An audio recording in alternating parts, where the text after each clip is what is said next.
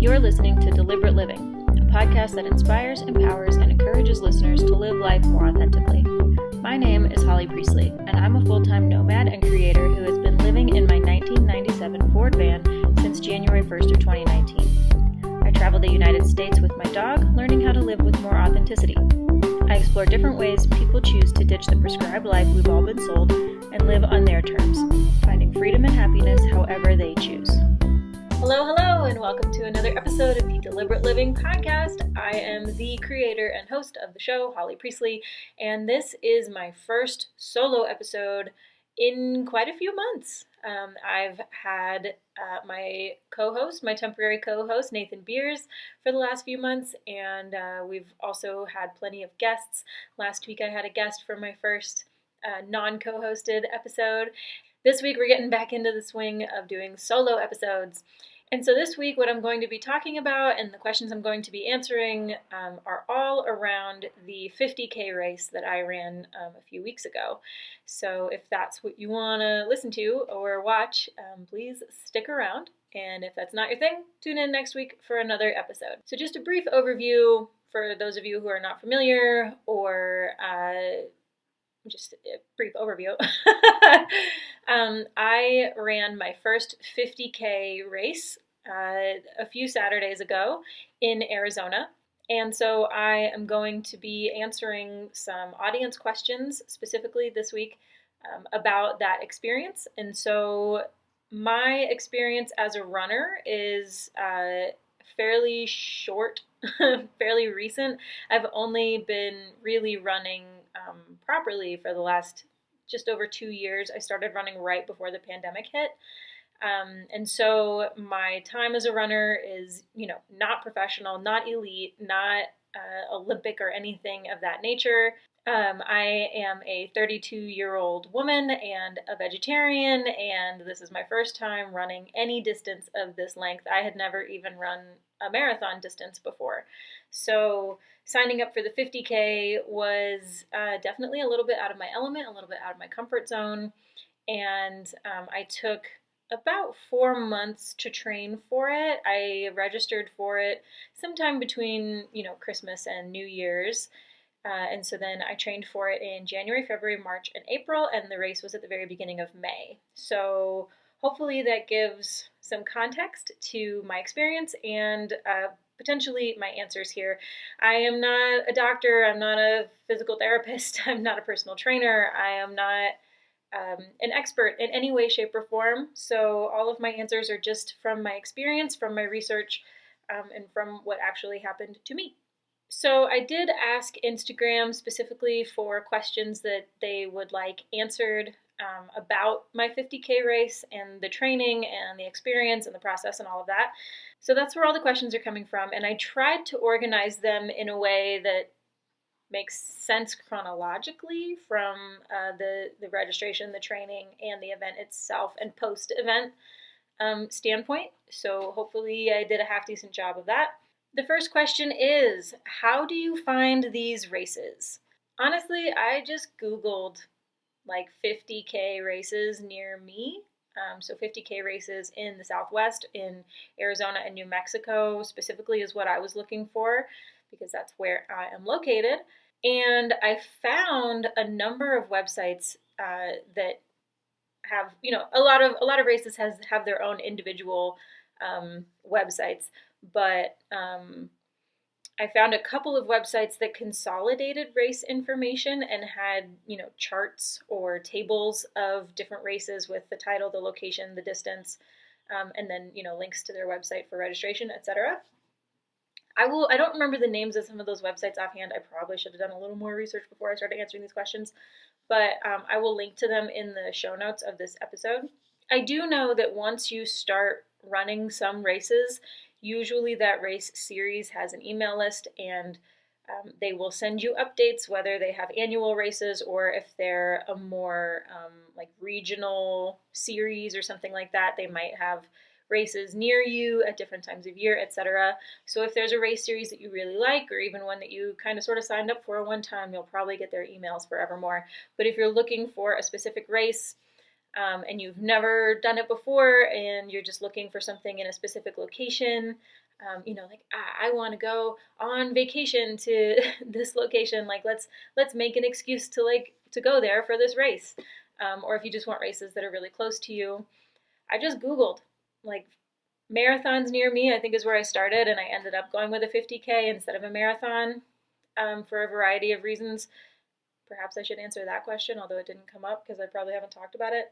I was looking originally at the marathon distance when I was looking up longer distance races near me, and a lot of the marathon distance races were road races, and I don't really enjoy running on roads. I don't like running on asphalt or concrete. I prefer trail races. I think they're not really races, running. I prefer trail running because it is more scenic and more pretty and more interesting. The ground is a little bit softer sometimes on your joints. A lot of the trails that I have been running around here, around southeastern Arizona, are really like rocky and technical, so they might actually be like harder to train on than asphalt. But a lot of the marathons that I was seeing were road races and not trail races, and I did not want to do a road race. So many 50Ks and above, many ultra marathons are trail races. And so I was able to find a lot more options for me that way. Not that there are a lot of 50Ks. There's a lot more, way more marathons than there are 50Ks. But a lot of the 50Ks were trail races, and that's what I wanted. So that's how I ended up at the 50K. But yeah, I just Googled like marathons near me, marathons in Arizona, marathons in the Southwest. And that's how I found what I was looking for. So, long-winded answer to that probably very simple question. The next question is, what was your prep, and do you feel that it was enough for the race? Is there anything you would do differently? So, as I said at the beginning, I spent about 4 months specifically training for this race, although I had been running for about 2 years prior to that. So, my prep for this race, man, it's hard to answer, right? Because I registered for the race and I trained for it for 4 months, but I wouldn't have been as successful with training for this race over 4 months if I was starting from zero, like a couch to 5K or a couch to 50K program. I don't think I personally would have been successful with that. The reason that I felt capable of even training for this race is because I spent the previous 2 years running and trying to get myself up to a baseline. My baseline when I started training was a minimum of 6-mile runs 3 or 4 days a week. I tend to run every other day. I don't love running every day. I don't love running back to back. I feel like the way my body is, I am more prone to injury if I run more frequently. So I started out running every other day, and over the course of 2 years, I worked up to a minimum of 6 miles per run, with longer runs thrown in. But my minimum went from no miles and trying to run to 3 miles for maybe a year or so was my minimum. And I would go over that, but I wouldn't go under that. And then for probably about 6 months before registering for the race, my minimums became 6 miles and no less. So then that was like the pre-training.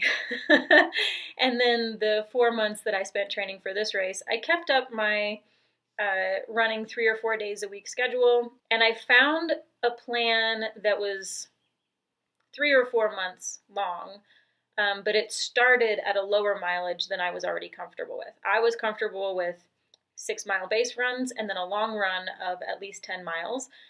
And so I started the training plan a few weeks into the training plan. And then after a couple of weeks, I totally scrapped the training plan. Spoiler alert. But ultimately, I did try to run 3 or 4 days a week, with most of my weekly runs being in the 6 to 8 mile range. And then I had one long run a week that started at 10 miles, and every week gradually gained some distance. Once I got into the 15 miles, then my long runs for the next few weeks would drop a little bit to 12 or 10. I also had a couple of weeks in my training where I could not run at all for a week or more because I got sick. And so then, had to kind of not restart. I didn't go back to the beginning, but I did have to backtrack a little bit and rebuild up my long runs, my endurance. And the longest runs that I did during my training were 20 miles, and I did 2 of them. I did 2 20-mile runs more than a month before race day. And so that was the majority of my training. I really wanted to be a super good runner and do cross training and yoga and stretching and all of those things. And I am just not that good in terms of keeping my body well taken care of. And so I did a couple of cross training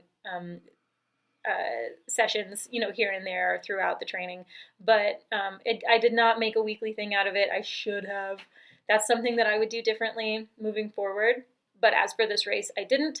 I would also add more yoga and more stretching into my routine, which I didn't do much or any of during my training.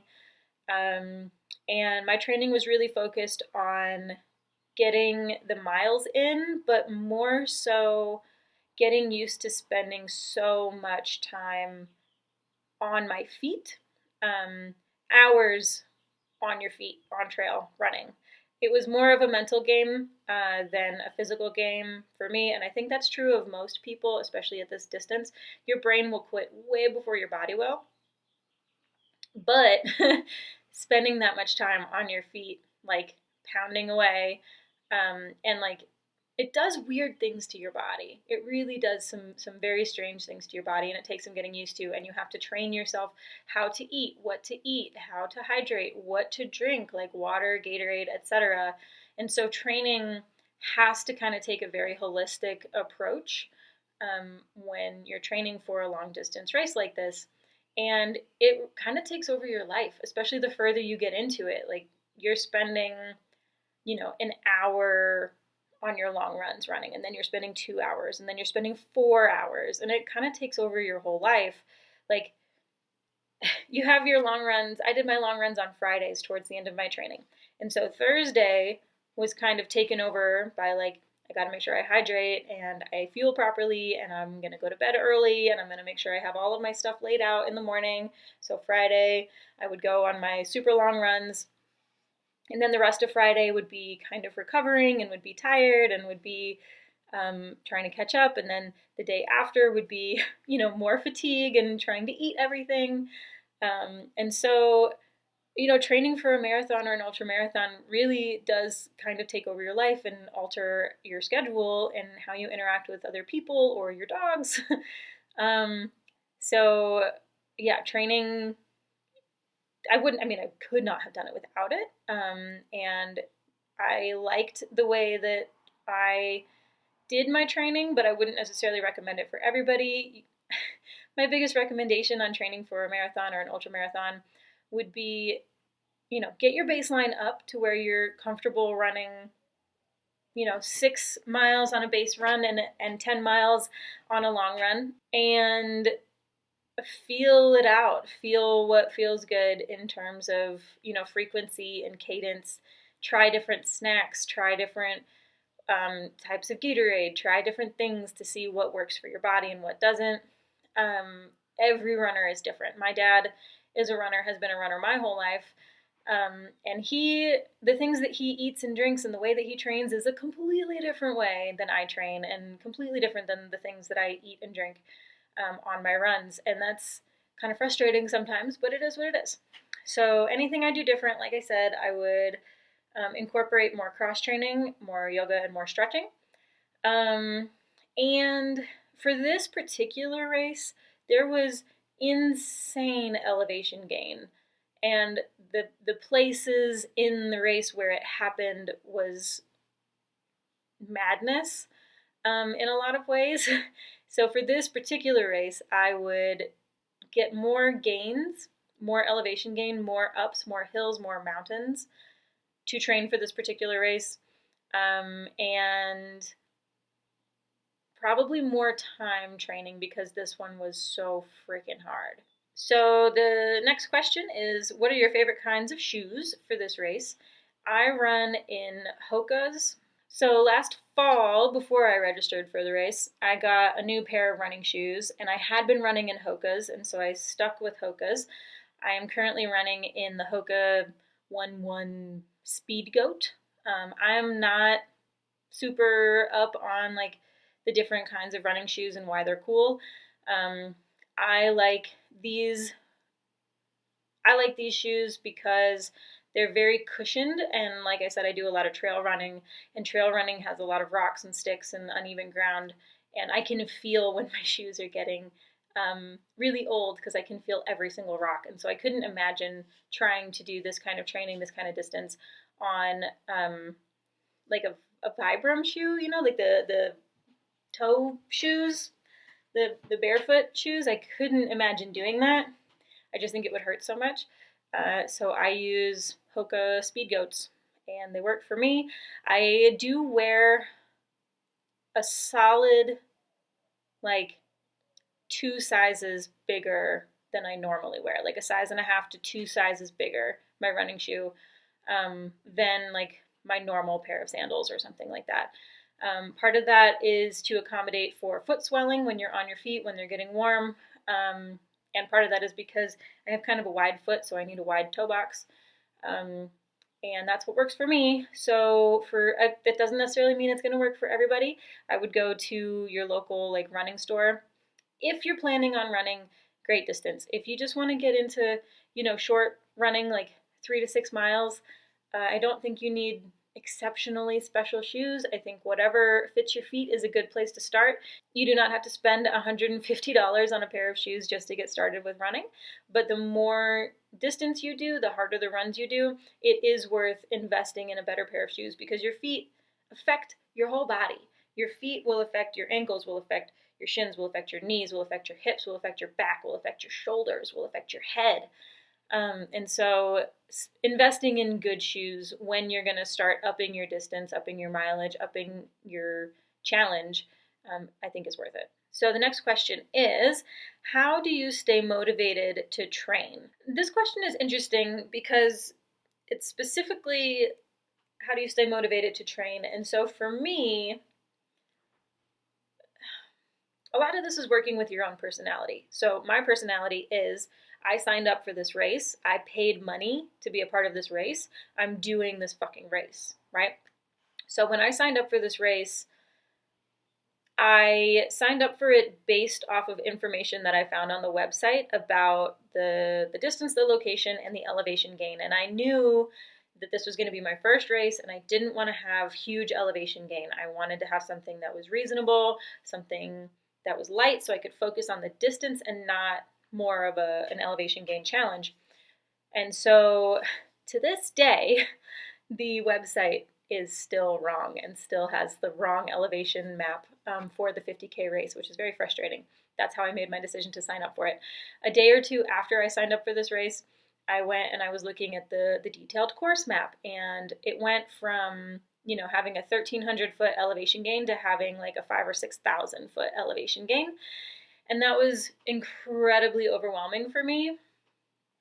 And what I probably should have done is just chalked it up to like, well, I can't get a refund. It's a fundraiser for their local, firefighters or whatever. They can have my money and I'll sign up for a race that won't kill me. But I didn't do that. I was pretty short on cash at the time. I didn't want to drop another registration fee on another race. So I just kind of said, fuck it. I signed up for it. Like, I'll make it happen. I'll just do it. And so that's kind of how my personality works. That's how I stayed motivated to train, was I paid for it. I handed over money, and then I was like, oh, now I have to train for this thing, so it wasn't a waste. And then, I decided I'm going to go do this thing, so I might as well do it and enjoy it as much as possible, or do it as best I can. So I need to train for that, so I don't just show up, completely out of shape and incapable and try to do this race. So those are the things that kept me motivated. I'm not sure that's going to be a very satisfying answer. And so I apologize for that. Also, a solid chunk of it was that I already had a baseline of a running habit a running routine that I enjoyed. I wasn't starting from the couch. I wasn't starting from zero. And so if you asked me this question 2 years ago, like, how do I stay motivated to train? How do I stay motivated to keep running, even if I don't actually enjoy running? My goal at the time was to find a way to move my body that didn't require a gym and didn't require a partner. And so running was that thing. And then I just had to figure out a way how to not hate it. And that was my original goal with running. And so then I spent 2 years working on that goal, seeing improvements, feeling good about the improvements. Oh, I can go a little farther. That feels good. I can go a little farther. That feels better. So then when I got to this race, what kept me motivated was that I already had that solid foundation of running, and I'm very stubborn. My personality was like, well, I paid for this shit, so I'm going to do it. And then I'm going to do it and hopefully not die. So I have to train in order to not do that. So that's how I stayed motivated to train. The next question is same, but different. How do you stay focused? And this to me is a slightly different question because it's not specifically like for training. I feel like it's more like tactical for like how do you stay focused on any given run. And for me, the best ways to stay focused were to have podcasts or ebooks or music in my ears just so I could kind of get out of my head and like focus on like just running. Sometimes I have noticed that I really enjoy running in new areas and having novel trails to go on. I am painfully bored with all the routes that I run from my house now because I've done them for hundreds of miles. So the things that keep me focused, because 90% of my runs are alone and not with other people, are just my stubbornness, I guess, and podcasts, ebooks, or audiobooks and music. If I can run with another person, that is a very nice way to stay focused. Part of that is, you make plans like, let's meet up tomorrow at 6:30 and we'll go run. And then you have to get up the next day at 6:30 and go run because someone is relying on you. So if you need that kind of motivation to stay focused, fucking do it. Here for it. I would love to have more regular running partners. But then sometimes I get in my head about how slow I am, and I don't necessarily like that. So I hope that answers your question. The next question is food/snacks. And that's kind of all the question was. So, yes, food and snacks are very important. During the training process for a run like this, you need to experiment with what you eat before you run, during your run, and after your run. I have found what works best for me is to have a peanut butter and jelly sandwich or tortilla before I go on my long runs. On my long runs, I like to have gummy bears or gummy electrolyte snacks. Primarily, I've also found that on my longer runs, those little like squeezy applesauce tubes that are like baby food that aren't just applesauce, it's like applesauce and oats and like some other vegetables and stuff like that. Those are really good for me to have on my runs. They pack down really small. They're kind of like a goo, but like more palatable. My stomach is very sensitive, so finding foods that worked for me, that didn't give me the runs, that didn't make me bonk, and like really kept me going, that I could continue eating like hour after hour after hour, was really hard. So I just kept having to experiment. And the more and the sooner you can incorporate like protein shakes or some kind of protein after your runs, especially your long runs, I think the better off you're going to be in that respect. So food and snacks, very important, and that is part of training. It's not, you don't want to try anything new on race day. You just want to know what works. You're a well-oiled machine, and that's what's going to work. And you can't not eat on a run like that. If you're going to go run for an hour, fucking fine. It doesn't really matter what you eat before, during, or after if it's just an hour run. But if it's a 4, 5, 6, 10-hour run, you need to eat during that. Otherwise, you're not going to make it. Your body is going to shut down. And one of the things that happens to bodies when you run like that is that it will kind of shut off your stomach. It will shut off your digestion because your body is in that like fight or flight mode where you are flying and it wants to give you as much energy as it possibly can to do the activity that you're doing.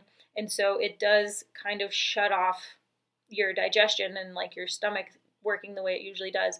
So that's part of the reason finding snacks that are easy for you to consume while you're running is really important. Okay, so the next set of questions are for during the race, I think. That's how I organize them, at least. And the next question is, do you stop and take breaks in a race like this? And what do breaks look like? And is it hard to get going again after you take a break?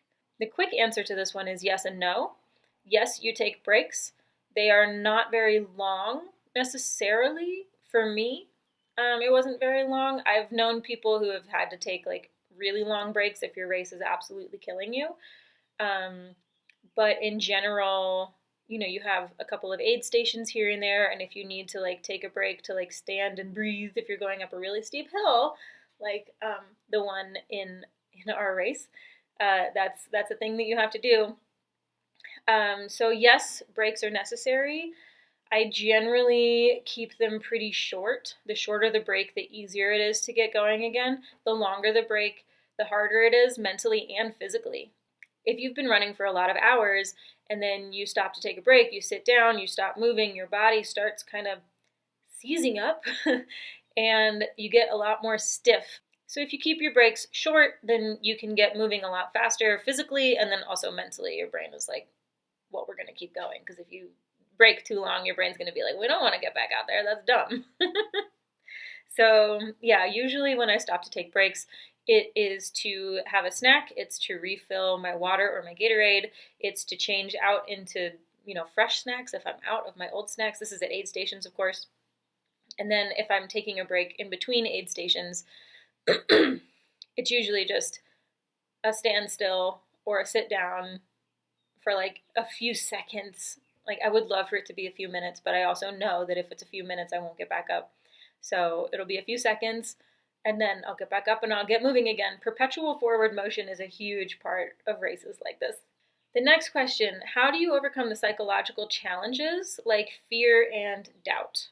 The answer to this one is kind of similar to how I train and how I stay motivated to train and how I stay focused. A lot of it is some level of stubbornness that I'm going to do this.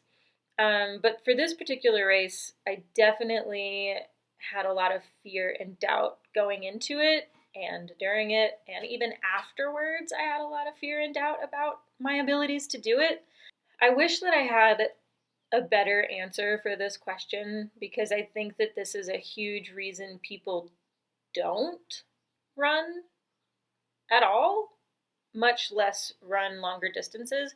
I don't think that everybody should go out there and sign up for a 50K. I don't think that everyone should sign up for a marathon. I don't think that everyone should sign up for a half marathon.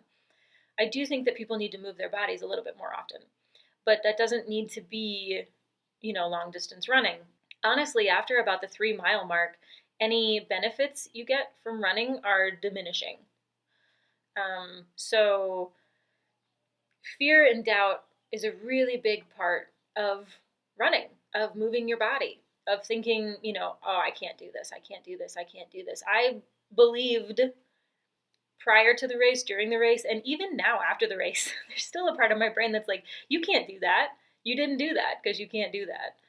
And there were definitely times in the race when I was ready to give up probably 75% of the race. I was like almost the whole time I was out there, I was like, this is dumb, I hate this.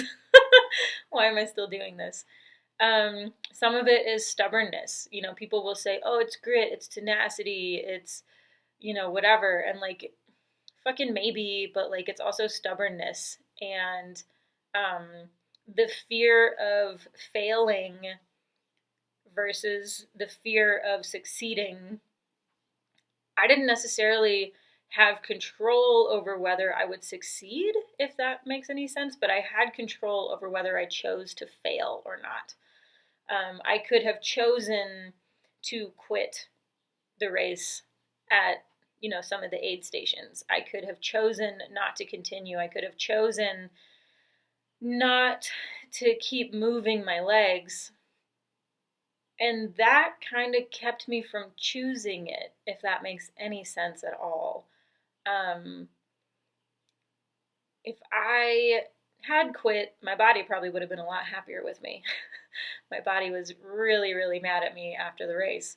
I put it through the ringer, and like it did a lot of strange things that it has never done before, and I don't know if y'all want to hear about all of them, but my body was a weird place to be after the race. And so getting over the psychological challenges like fear and doubt, part of that is in your training. You train yourself to be like, oh, I can, when I first started running, I couldn't run 6 miles. I couldn't run 6 miles. I didn't want to run 6 miles. I didn't think I could run 6 miles. So then over 2 years, I trained myself that I could. And now I'm like, oh, I can run 6 miles. Easy, because I've done it repeatedly. And so in your training for these races, for anything, really, any activity, any race, any distance, any hobby, any lifestyle, fucking anything in life, the more you do it, the more your brain is like, oh, we can do that. We can do that. And then the fear and the doubt kind of goes away, or it moves up the line to like the next thing that you want to do. You're like, oh, I can't do that. And then you try, and maybe you succeed, maybe you don't, but little steps in the right direction help overcome some of the fear and doubt. And then in the moment of the race, when I was fully convinced that I couldn't do it, for some reason I didn't stop. And I think it's stubbornness. And I think it was fear of disappointing myself, of like giving up and then being like, oh, I could have done that. And I think I didn't want to disappoint myself. Also, to be fair, on the last aid station that I really could have gotten an easy out with, I just kind of forgot that I wanted to quit. I was at the aid station that other crew members were allowed to be at. So like my family was there, my parents were there, my dogs were there, and there were a bunch of other people there cheering on their runners, and the energy was so high, everyone was so excited. The runners were all dying, of course, because this was after like one of our crazy ups. But the energy was good, and I saw some runners leave, and I was like, oh, I guess I should go now. And then like a few miles down the way, I was like, fuck, I could have stopped right then. And I didn't. And it was kind of just like I was distracted from like being afraid. So maybe that's a good couple of answers. Like in training, you work through some of the fear and the doubt just by doing it, just by training. During the event that is fear-inducing and doubt-inducing, remember your why. Remember why you're trying to do it in the first place. Make sure you have a really solid why throughout all of your training. And then maybe distract yourself as much as you possibly can from the fear and the doubt, and just make it happen. This is very rambly. I'm really sorry. I probably should have planned more of these answers. The next question is, how did it go compared to your expectations of how it would go?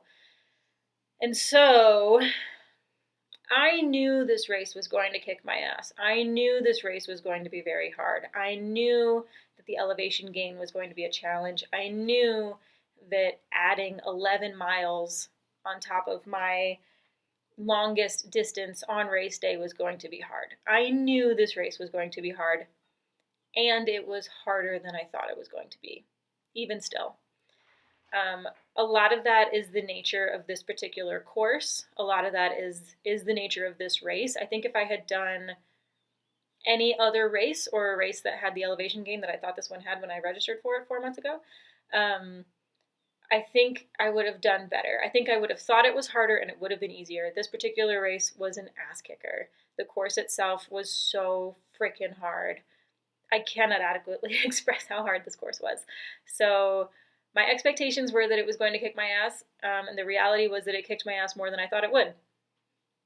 And so that was really challenging. And then the final question is, would you do it again?